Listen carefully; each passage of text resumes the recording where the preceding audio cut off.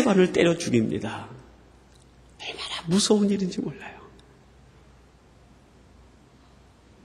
그 돌이 주먹만한 돌이 아니라 우리 머리통만한 돌이에요. 그 돌로 한 대 맞으면 뼈가 부서지는 거예요. 온몸에 살이 찢겨져 버리는 거예요. 근데 59절에 보니까요, 돌로 친히 그랬어요. 이미 돌로 온몸을 맞은 거예요. 살이 찢겼습니다. 얼굴의 형체를 알아볼 수가 없어요. 뼈마디가 어긋나 버렸습니다. 그런 상태에서 이 스데반이 마지막 하는 말이 무엇입니까? 60절에 보니까요, 주여 이 죄를 저들에게 돌리지 마옵소서. 저들에게 돌리지 마옵소서.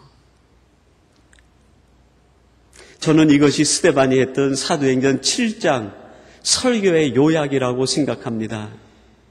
긴 하나님의 아브라함 때부터 모든 역사 전체를 요약하면 용서 하나가 남는 거예요. 스데반이 했던 그 긴 설교를 한마디로 요약한다고 하면 용서 한마디가 남는 거예요. 스데반은 자기의 삶 전체를 요약하면서 무엇으로 요약합니까? 요약할 때 용서로 요약하는 거예요. 주여 이 죄를 저들에게 돌리지 마옵소서.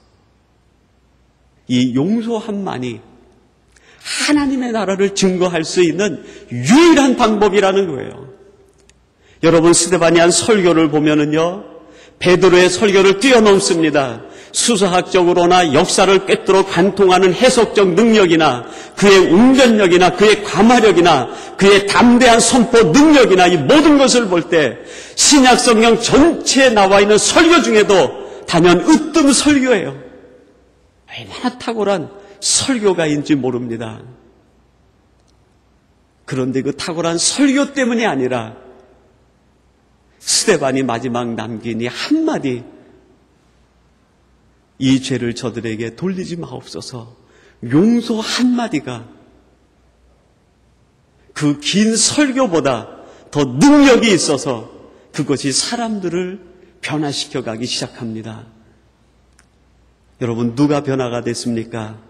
그 자리에 있었던 사울이라는 청년이, 가장 강팍한 청년이 스데반의 설교 때문이 아니라, 조상들의 역사 때문이 아니라 스데반에 남긴 한마디 용서 때문에 사울이 변화가 되는 거예요.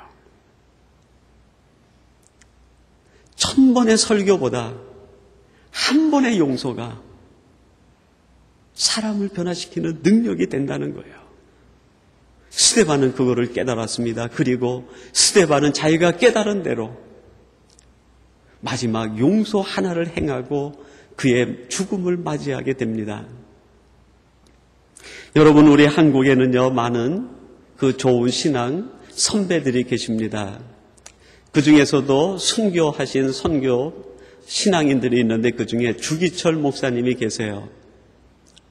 이 주기철 목사님이 잠시 풀려 나왔다가 다시 옥고를 치르기 위해서 감옥에 들어갈 때 가족들에게 마지막 설교를 하시는데 그 설교가 일사각오라는 제목의 설교였습니다.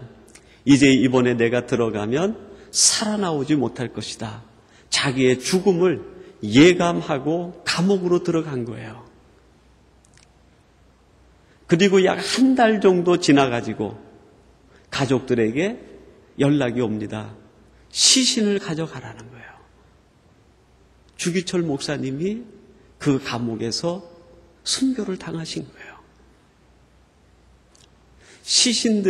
이 가족들이 주 목사님의 시신을 모셔가지고 염을 해서 장례를 지내야 되는데요. 몸을 씻다 보니까 손톱, 발톱에 손톱, 발톱이 없는 거예요. 전부 빠져버린 거예요, 이게요. 그 고통이 얼마나 끔찍하겠습니까? 바늘 하나만 찔려도 며칠 동안 그거를 붙들고 아픈데 손톱, 발톱이 전부 빠져버린 거예요. 주기철 목사님의 전기에 이 주기철 목사님을 고문했던 순사들의 얘기가 감옥에 같이 있었던 옥중 선로를 통해 가지고 전해져 가지고 그 전기에 실린 글이 있어요. 일본 순사들이 주기철 목사님의 시신을 내보내면서 일본 형사들이 한 얘기가 이런 얘기를 했다고 그래요. 한국의 참 목사는 주기철밖에 없다. 한국의 참 목사는 주기철밖에 없다. 그 이유가 뭔지 아십니까? 주기철 목사님이 순교하시는 그 순간에 가장 마지막에 자기를 고문하는 일본 순사들을 용서하고 숨이 떨어지신 거예요. 자기를 죽이는 사람들을 용서하고 순교하신 거예요. 그분의 마지막 설교인 일사가고에도 보면 일본 순사를 원망하는 말이 없어요. 나는 오직 내게 주어진 이 신앙의 길을 갈 뿐이라는 거예요. 다른 사람에게 원망을 돌리지 않아요. 나는 내 길을 갈 뿐이다. 저들은 저들이 할 뿐이고 나는 내 길을 갈 뿐이다. 내 길은 무슨 길인가? 일사각오의 마음으로 용서하며 가는 길이라는 거예요.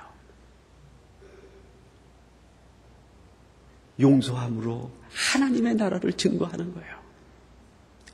그리고 또 한 가지, 스데반이 무엇으로 하나님의 나라를 증거했습니까? 무릎 꿇음으로 하나님의 나라를 증거했습니다.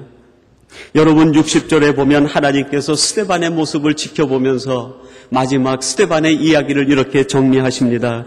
무릎을 꿇고 크게 불러 가로되 주여 이 죄를 저들에게 돌리지 마옵소서. 무릎을 꿇고. 여러분 실제로 이 구절은요 어울리지 않아요.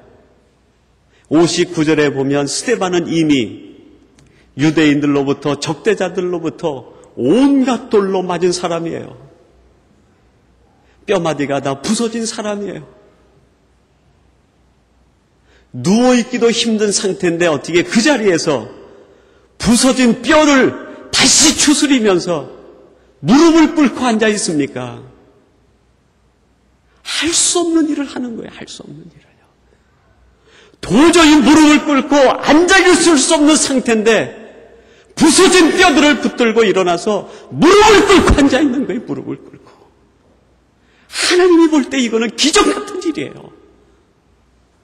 누워서 그래도 될 텐데 돌에 맞아 누워 죽어가면서 그래도 그의 모습이 숭고한데 이 스데반은 자신의 마지막 모습을 하나님 앞에 무릎 꿇는 모습으로 드리기 원했던 거예요.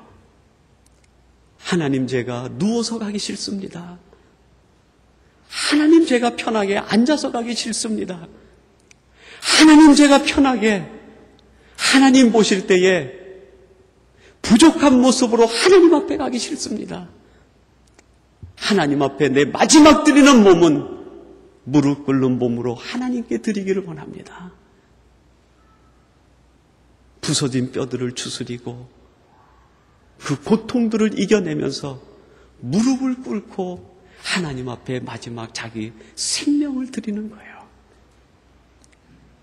그것이 얼마나 귀한 모습인지 하나님이 그것을 보시고 스데반은 마지막 이런 몸으로도 무릎을 꿇고 나에게 자기의 몸을 드렸다고 하나님이 고백하고 있는 거예요. 여러분, 스데반이 무릎 꿇은 것은 세 가지 면에서 무릎을 꿇었습니다. 성도들 앞에서 무릎을 꿇었어요. 성도들 앞에서 자기 고집을 내세우지 않았어요. 자기를 죽이는 원수들 앞에서 무릎을 꿇었어요. 나는 원망하지 않겠다는 고백입니다.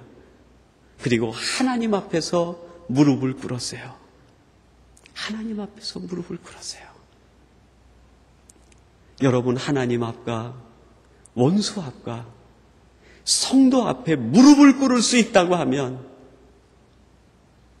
우리들 앞에 무슨 장애물이 있겠습니까? 우리 앞에 어떤 방해물이 있겠어요? 그 앞에서 무릎을 꿇을 수 있다고 하면 하나님이 그 사람을 통해서 영광을 주지 않겠습니까?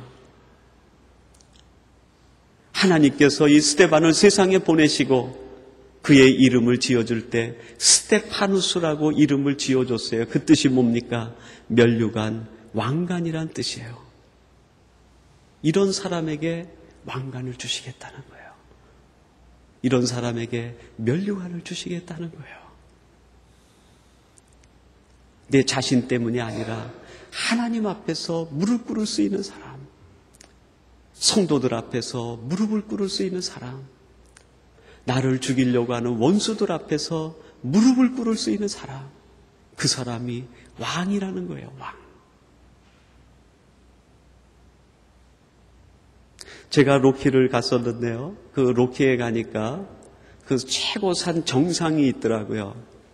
케이블카를 타고 올라가서 그 전망대가 있는데 전망대에서 많은 사람들이 그 가장 높은 데서 로키의 산맥을 내려다보더라고요.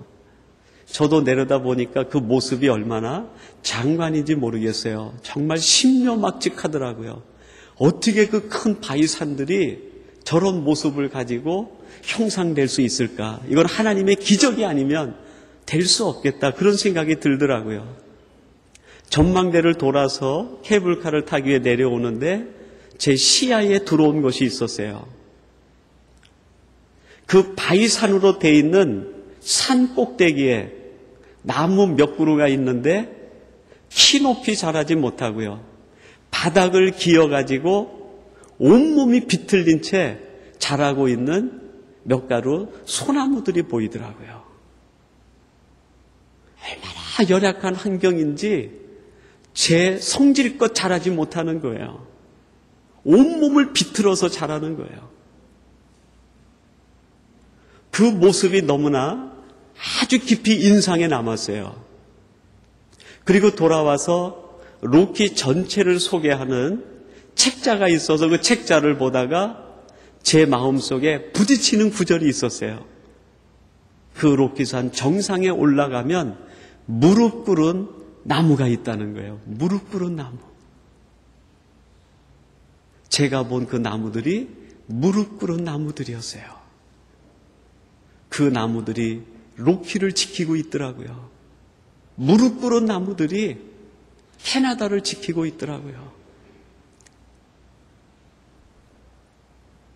스데반은 다른 것을 보았어요. 하늘이 열리고 인자가 보좌 우편에 계신 것을 보았어요. 세상과 다른 것을 본 사람들은 다르게 살아갈 수밖에 없어요. 다른 것을 고백할 수밖에 없어요. 내 행복은 여기에 있는 것이 아니라 저기에 있다고 고백할 수밖에 없어요. 다른 것을 본 사람들은 다른 것을 위해서 자기의 삶을 투자하며 살아갑니다. 스데반이 그랬어요. 그거를 위해서 스데반은 용서함으로, 무릎 꿇음으로, 그가 할 수 있는 최고의 언어, 사랑의 언어로 용서를 베풀고 자기가 할 수 있는 최고의 삶의 자세에 무릎을 꿇고 하나님의 나라를 증거하며 살다가 하나님 품에 안긴 사람입니다. 사랑하는 성도 여러분, 하나님께서 이 말씀을 성경에 기록해 하신 이유가 무엇일까요? 이 말씀을 도대체 하나님이 성경에 남기신 이유가 뭘까요? 오늘 우리들이 이 시대에 이러한 스데반 같은 사람이 되기를 원하시는 것 아니겠습니까? 여러분, 우리들은 이미 다른 것을 본 사람들입니다. 우리는 세상의 좌우명이 아니라 우리는 다른 세상의 좌우명을 가지고 살아가는 사람들이에요. 그 좌우명을 쫓아 여러분의 인생의 길을 용서함으로, 무릎 꿇음으로 살아가시게 되기를 주님의 이름으로 축원합니다.